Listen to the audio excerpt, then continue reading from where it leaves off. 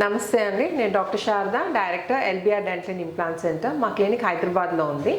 So actually ఈరోజు ఒక కేసుతో మీ ముందుకు వచ్చానండి. యాక్చువల్లీ పేషెంట్ ఆదిలాబాద్ డిస్ట్రిక్ట్ నుంచి వచ్చారు.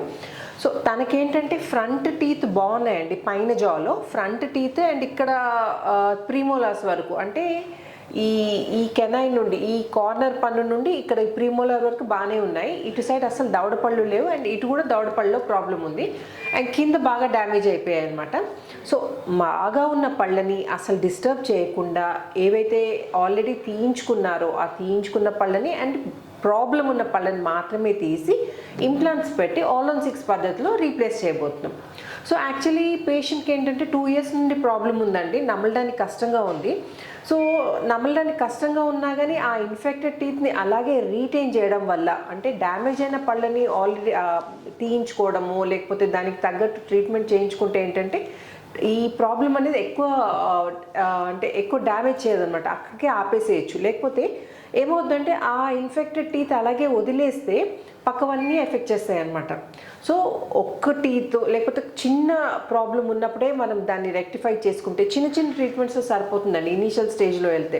సో ఆ ప్రాబ్లమ్ని అక్కడే అరికట్టేసేయచ్చు అనమాట. దాన్ని అలాగే వదిలేసి నెగ్లెక్ట్ చేస్తే సరే వేరే టీత్ బాగున్నాయి కదా, ఒక్క టూత్లోనే కదా నాకు ఇన్ఫెక్షన్ ఉంది, లేకపోతే ఒక్క పంటలో ఉండే పన్ను ఉంది కదా అని నెగ్లెక్ట్ చేస్తే మాత్రం ఆ ప్రాబ్లం అనేది సివియర్ అవుతుంది. సో ఇప్పుడు నేను నోట్లో ఎలా ఉందో కండిషన్ నేను చూపిస్తాను. ఓపెన్ చేయండి, క్లోజ్ చేయండి, ఓపెన్. ఈ ముందు టీత్ బాగున్నాయండి ఇక్కడ. సో ఈ టీత్ని అసలు డిస్టర్బ్ చేయట్లేదు, కానీ ఈ వెనక దవడపళ్ళు ఇక్కడ ఇది కదులుతుందండి, ఇది డ్యామేజ్ అయిపోయింది. అండ్ ఇటు సైడ్ వస్తే అసలు వెనక దవడపళ్ళే లేవు. సో ఈ దవడపళ్ళు రీప్లేస్ చేస్తున్నాం అండ్ వెనక డ్యామేజ్ అయిన పళ్ళు కూడా తీసేసి రీప్లేస్ చేస్తున్నాం. అండ్ కింద టీత్ కండిషన్కి వస్తే కింద టీత్ అన్ని బాగా డ్యామేజ్ అయిపోయినాయండి. ఇవి అంటే ఇవి సేవ్ చేసే కండిషన్లో లేవు కాబట్టి కింద ఆల్ ఆన్ 6 పద్ధతిలో full set of teeth replace చేస్తున్నాం.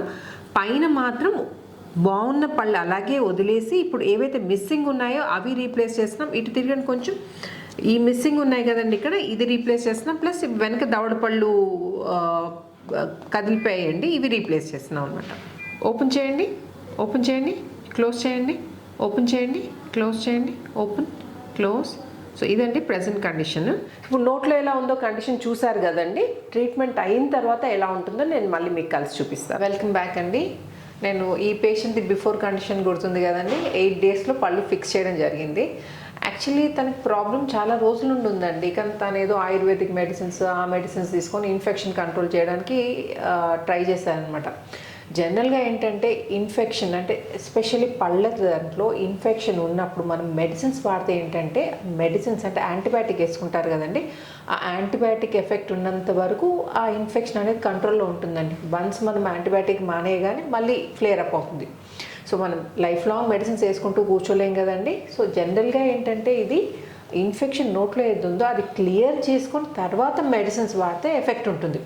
ఇది మీకు సింపుల్గా చెప్పాలంటే మన కాలుకు ముళ్ళు గుచ్చుకుంది అనుకోండి, ముళ్ళు గుచ్చుకున్నప్పుడు ముళ్ళుని అలాగే కాళ్ళలో పెట్టి ముళ్ళు తీయకుండా మనం మెడిసిన్స్ వాడామనుకోండి, నొప్పికి పెయిన్ కిల్లర్ వాడామనుకోండి నొప్పికి, ఆ ట్యాబ్లెట్ వేసుకున్నప్పుడు ఆ పెయిన్ తక్కువ ఉంటుంది, కానీ మళ్ళీ ట్యాబ్లెట్ ఎఫెక్ట్ తగ్గగానే పెయిన్ స్టార్ట్ అవుతుంది. సో ఫస్ట్ కాళ్ళలో గుచ్చుకున్న ముళ్ళు తీసేసిన తర్వాతనే మనం మెడిసిన్స్ వాడాల్సి ఉంటుంది.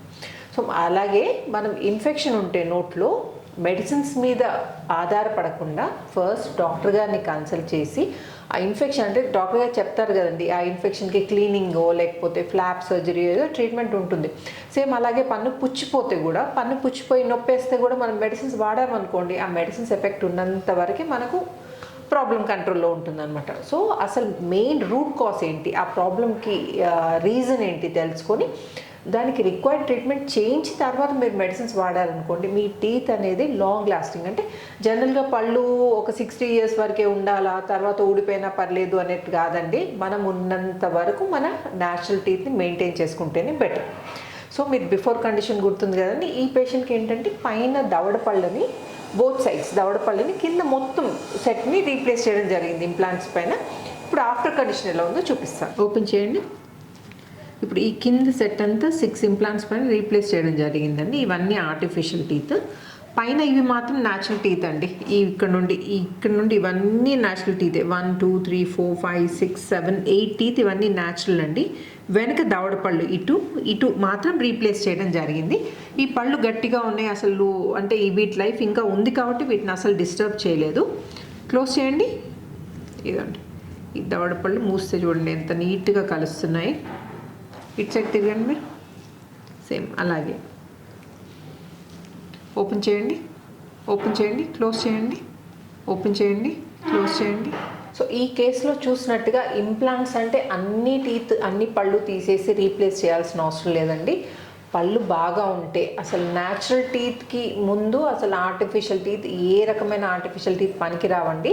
సో న్యాచురల్ టీత్ కనుక బాగుంటే కనుక వాటిని అస్సలు డిస్టర్బ్ చేయకుండా ఏవైతే డ్యామేజ్ అయిపోయాయో డ్యామేజ్ పళ్ళు అండ్ ఆల్రెడీ తీయించుకున్న పళ్ళు ఏమైనా ఉంటే అవి మాత్రమే ఇంప్లాంట్స్ పెట్టి రీప్లేస్ చేసుకోవచ్చు.